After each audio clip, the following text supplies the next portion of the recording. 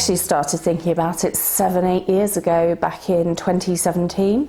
I bought a property over here that was actually initially a holiday home, which needed quite a lot of renovation, which has taken, well, it's still ongoing to this day, and I've really enjoyed doing that. And the more and more we came over to France, the more and more we decided we liked the area, we liked the lifestyle, we made friends. And so in 2022, we took the decision to move over here permanently. So, as you said, post-Brexit, we had to go through the visa application process, which included proving that we can sustain ourselves over here in France.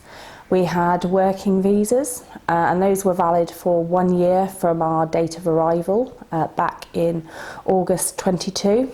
Part of the process involves showing what we were going to do when we were living over here. So my husband, his visa related to his work as a plasterer, and my work over here related to developing a business. And you have to show you've got sufficient income as part of that process to meet what they consider to be the minimum wage levels in France.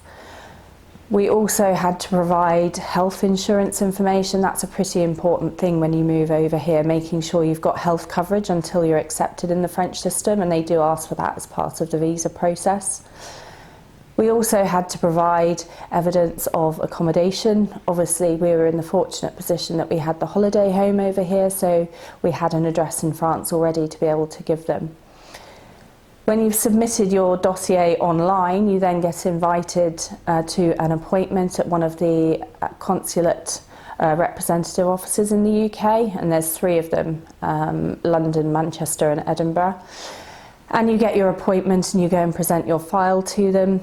They take your biometrics, they take your passports from you, and then you wait and see when your passport is returned whether it includes a visa in it or not.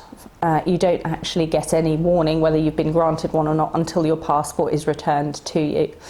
And so from that point onwards, the day we got our passport backs, we started packing our bags to move over here. We love the countryside here. Our children are outdoors, weather permitting, a lot. We've got the space to do that. We also like the fact that the children are both attending school, aged 2.5 and 4 already. To be able to learn a second language from a very young age, we thought was very important. The children are really happy in the school system. And we have found they've made friends with French children as well as English children already, so language hasn't been a barrier for them at that age. I know a lot of people do have concerns when they're bringing young children over to France about how they will integrate, but certainly our experience so far is that the children have taken it all in their stride, and we haven't had any problems with that integration at all. We've got so many things around us that we can do. One of the things with the children is that we now have opportunities to jump on the train to Paris and go to Euro Disney, for example. We don't have to plan too far in advance for any of those kind of things. There's lots of different activities that we can do as a family. We also can go on some lovely walks. We're in the land of the 1,000 lakes where we live, so there's lots of different opportunities to go and explore and enjoy the outdoors. We also have a number of dogs, and so the outdoors and the walking is very important for us, being able to enjoy that. We also like being really close to a city. We're not far from Limoges, which has so many amenities. We get to go and do big shops in some of the larger family village, for example, where there's lots of different things that we can go and look at, which we don't necessarily have available to us in our smaller village, but it's only 25 minutes away. For us, that's a big bonus, having amenities from a larger city close to us within a reasonable driving distance. So 4 years ago, back in 2020, we were on holiday and we drove past what looked like a derelict house while we were out and about, and my husband said, "I would love to buy that property." And I said, "Well, it's not really very practical at the moment. We're not living over here. It requires a huge amount of work and the oversight of that, which you just couldn't do without living here." So fast forward to 2024 and we now own that property. Once we moved, it was still on the market and we purchased that. It has been so far a labour of love ourselves, because we've got to wait for local artisans to start on the roof. So we've done things that we can do internally so far, but there is a limit to that until the new roof is on, because there is a lot of water ingression because of the state of it, and therefore it's not worth doing any works inside yet. It's probably going to take 3 to 5 years to complete this, and the history with the building is absolutely incredible, and we're trying really hard to find photos of how it used to look. Part of it includes a tower which dates back to pre the revolution in France. It has a history where apparently Louis XIV spent 2 nights there.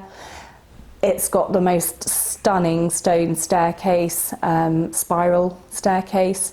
So it will be, hopefully, in a few years' time, a very beautiful building, but it's certainly going to be a lot of work for us. So following our experiences with house hunting in France, we decided that actually this is something we think we can help people with who are looking to move to France, either to buy a permanent home, to buy a holiday home. We can help them navigate the process of making offers, finding the right area. If we take a step back from that, from the very start, if they're not even sure where in France they want to be, we can start help them thinking about areas they may want to visit and look at. We can help find the right property, because we've experienced it is often when you speak to agents, they will give you an area. You don't get the address till you turn up ready to see it on the day. And very often that is quite a long way away from where you think the property is going to be. And so a lot of time is lost, particularly when you're looking outside of cities, in travelling between different properties. And if you've arranged to view 10 properties, actually only one of them might be in the area you really want to live in. And so our business is involved in finding you exactly what you want. So when you come and view it, it is meeting all of your criteria, and we can help you then navigate that process with the estate agents, making the offer, helping, hand-holding and helping you through the process of getting your electric signed up when you move in, for example. So our services range from finding the property all the way through to once you've got the keys. Firstly, location. What are you actually looking for from your move? Are you looking for an exciting lifestyle on your doorstep? You don't want to be using your car? Or are you looking to be further away from people in a more rural setting where you've got space, a more village community atmosphere? France offers so many different areas and so many different attractions to each area.